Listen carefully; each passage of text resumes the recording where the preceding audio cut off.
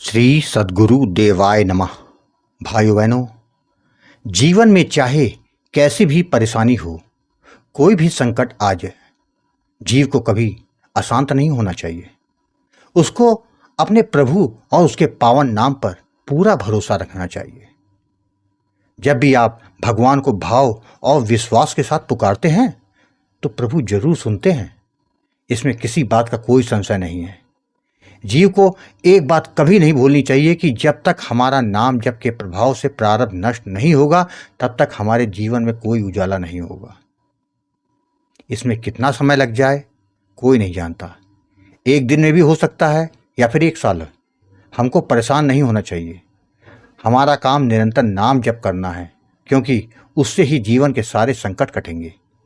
इस दास से लोग पूछते हैं कि गुरुजी, पहले तो बहुत आनंद मिलता था, नाम जप में दर्शन भी होते थे, पता नहीं क्या हो गया कि अब नहीं वैसा महसूस होता। तो दास का कहना है, भाई, शुरू में भगवान की कृपा से आपको सब मिलता है, किंतु बाद में वो कृपा खींच ली जाती है। भगवान चाहते हैं कि जो चीज़ आपको कृपा से मिली है उसे आप अपने आप नाम जप के प्रभाव से प्राप्त करेंगे तो आपका कल्याण होगा।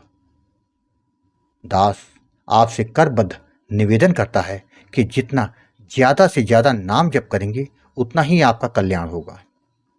आज जो कथा यह दास सुनाने जा रहा है वह उत्तर प्रदेश की निहारिका जी ने अपना निज अनुभव भेजा है, जिसको सुनकर आप भी राम नाम की महिमा को समझ सकेंगे। इस कथा को जानने के लिए इस वीडियो को आखिर तक अवश्य देखिएगा। इसके साथ ही यदि आप राधा नाम की महिमा, बांके बिहारी जी की कृपा और वृंदावन से जुड़ी सत्य कथा का आनंद लेना चाहते हैं तो हमारे दूसरे चैनल अच्युत प्रभात को जरूर देखें। निहारिका जी ने बताया, गुरुजी, मेरा नाम निहारिका है। मैं उत्तर प्रदेश की रहने वाली हूँ। मेरे पति एक सरकारी कर्मचारी थे जो कि अभी रिटायर हो गए हैं। मेरे 2 बेटे और 1 लड़की है। गुरुजी, राम नाम के प्रताप से मेरे घर पर सीताराम जी की बहुत कृपा है। हमारे घर कोई भी संकट आने से पहले ही वापस लौट जाता है। इससे ज़्यादा मैं कुछ नहीं बोल सकती हूँ। मेरे दोनों बेटे सरकारी नौकरी करते हैं। मेरी बेटी का विवाह हुआ दामाद भी सरकारी कर्मचारी है। यह सब नाम जप का ही तो प्रताप है। पहला ऐसा नहीं था। मेरे ससुर जी निरंतर सीताराम का जाप किया करते थे। उन्होंने अयोध्या जी से कहीं दीक्षा ले रखी थी। उनके प्रभाव से हम लोग भी नाम जप कभी कभी कर लेते थे। हमको नाम जप की महिमा के बारे में ज़्यादा कुछ नहीं पता था, लेकिन जीवन में कुछ ऐसा हुआ था जिसके बाद हम पति पत्नी नाम जप करने को मजबूर हो गए। वही बात आज आपको बता रही हूँ। यह बात तब की है जब मेरा बड़ा बेटा 7 साल का था। उसकी गर्मी की छुट्टियां चल रही थी। हम सभी लोग गांव गए हुए थे, जहां मेरे सास ससुर और देवर तथा देवरानी रहते हैं।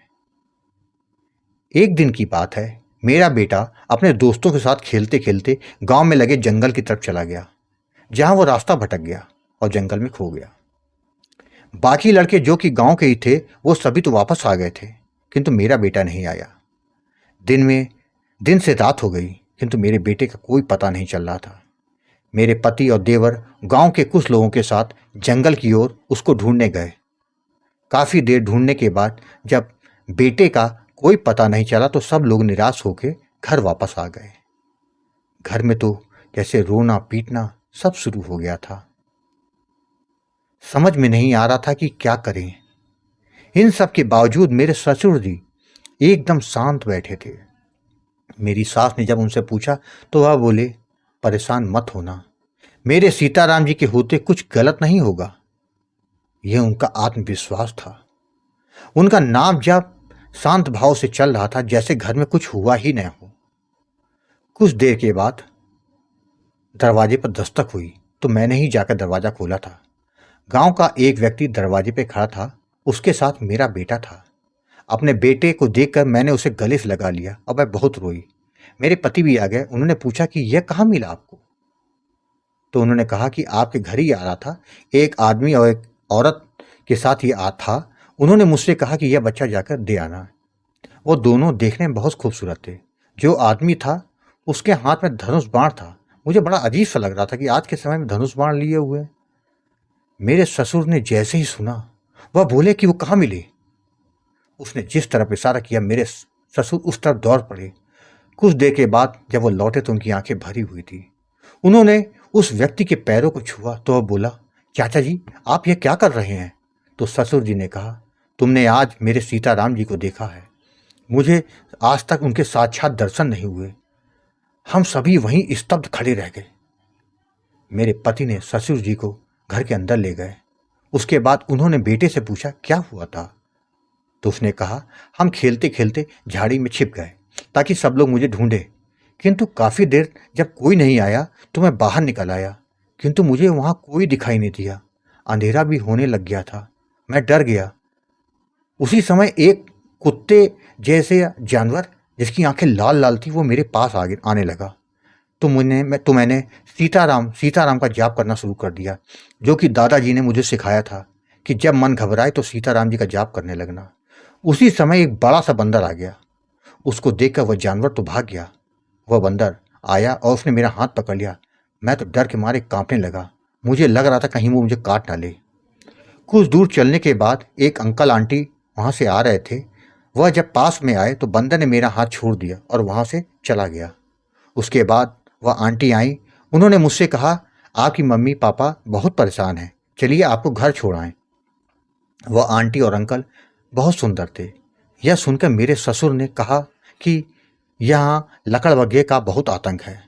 वह भी आया था, जो वानर और कोई नहीं, वह तो पवन सुत हनुमान जी थे।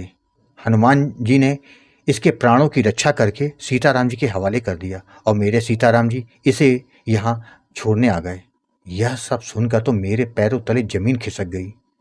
पहले तो मैं यह सब मनगढ़ंत बातें मानती थी, किंतु जब आज यह सब हुआ तो हम दोनों पति पत्नी नतमस्तक हो गए।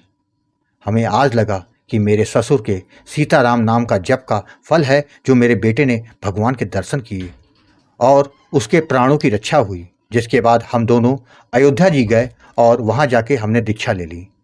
जिसके बाद जैसा गुरु जी का आदेश हुआ हमने शुरू कर दिया, जिसका फल यह मिला कि उसके बाद से कभी जीवन में कोई कष्ट नहीं आया। तीनों बच्चों के घर बस गए, सब अपने अपनी जगह सेटल हैं। गुरु जी, नाम जप से बढ़कर इस कलिकाल में कोई शक्ति नहीं है। जिसने नाम को पकड़ लिया उसका देर सवेर बेड़ा पार होना तय है। इसमें किसी प्रकार का कोई संशय नहीं। गुरु जी, मैं पिछले 2 सालों से आपका गोकुल भवन अयोध्या चैनल तथा राधा नाम की महिमा का वाला अच्युत प्रभार यूट्यूब चैनल देख रही हूँ। मुझको लोगों के जीवन में भगवान की कृपा सुनकर बहुत आनंद मिलता है। गुरु जी, आप एकदम सत्य कहते हैं। अगर नाम जप करने के बावजूद कोई असर नहीं दिख रहा तो यही समझना चाहिए कि नाम महाराज प्रारब्ध को नष्ट कर रहे हैं। जैसे ही प्रारब्ध नष्ट हो जाएगा आपका भाग्योदय हो जाएगा। गुरु जी, मैं आपको बारंबार प्रणाम करती हूँ कि जो आप आज के समय में दुखी और परेशान लोगों को नाम दान देकर उनको कष्टों से मुक्त करके उनको परमात्मा से जोड़ रहे हैं, क्योंकि लोग भगवान को भूले हैं तभी कष्ट मिल रहा है। गुरु जी, आपकी इस निस्वार्थ सेवा के कहने के लिए मेरे पास कोई शब्द नहीं है, बस आपको दंडवत करती हूँ। गुरु जी, आपके आश्रम में गरीबों की जो सेवा हो रही है उसके लिए कुछ हम सहयोग करने के लिए भेज रहे हैं, इसको स्वीकार करिएगा। जय जय सीताराम। आपने देखा कि जीव को केवल नाम महाराज की शरणागति कर लेनी चाहिए, बाकी आपका भार वो स्वयं उठाते हैं। हर जगह वह आपकी रक्षा करते हैं। बस अपने भाव और विश्वास में कभी कमी मत आने दीजिएगा। नकारात्मक विचार वालों से दूरी बना कर रखें, वरना उसका प्रभाव आप पर भी पड़ सकता है। आपको कथा अच्छी लगी हो तो कमेंट में जय श्री राम लिखना मत भूलिएगा, जिससे दास का मनोबल लगातार बढ़ता रहे और अच्छे प्रेरणादायक वीडियो आपको प्रस्तुत करता रहूं। आपसे निवेदन है, अगर आपके पास भी राम नाम का अनुभव हो तो उसको मेरे ईमेल या व्हाट्सएप पे भेज सकते हैं, जिस पर वीडियो बनाकर अपने चैनल में अवश्य प्रस्तुत करूंगा। ईमेल का पता, व्हाट्सएप नंबर वीडियो के डिस्क्रिप्शन में दिए हुए हैं। जय जय सीताराम।